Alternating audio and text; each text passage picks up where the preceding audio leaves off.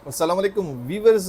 आज की वीडियो उम्रा वीज़ा के बारे में है, जो कि एक अच्छी न्यूज़ है उन लोगों के लिए जो एक साल में कई दफ़ा उम्रा पे जाना चाहते हैं, लेकिन वो बार बार वीज़ा निकालते हैं उसके लिए।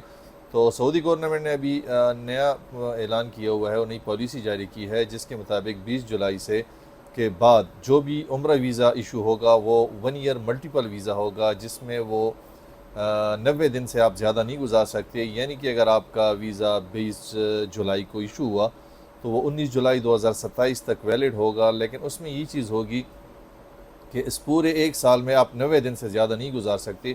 यानी कि अगर आप अभी 25 जुलाई को चले गए हैं तो 20 दिन या 25 दिन गुजार के आप वापस आ जाएं, तो एक महीने बाद 2 महीने बाद आप दोबारा चले जाएं, 20 से 25 दिन फिर गुजार के आएँ और उसके बाद दोबारा जाएं, तो 30 दिन या 35 दिन जितने दिन आप गुजारना चाहते हैं गुजार सकते हैं, लेकिन 90 दिन से ज़्यादा आप वहाँ पे स्टे नहीं कर सकते पूरे साल में।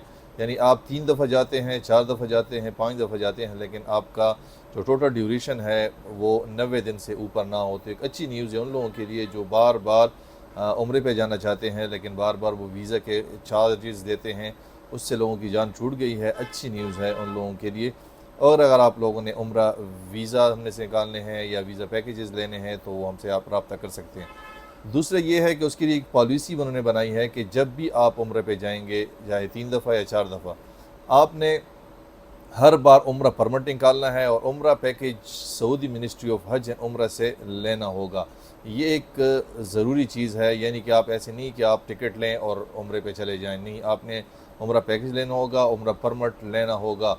उसका तरीक़ाकार भी हम आपको बता देंगे। हमसे रब्ता करें, हमारे नीचे नंबर आ रहे होंगे, तो उस पर हम आपको पूरी गाइडलाइन देंगे। बाकी अपनी दुआओं में याद रखिएगा। अल्लाह हाफ़िज़।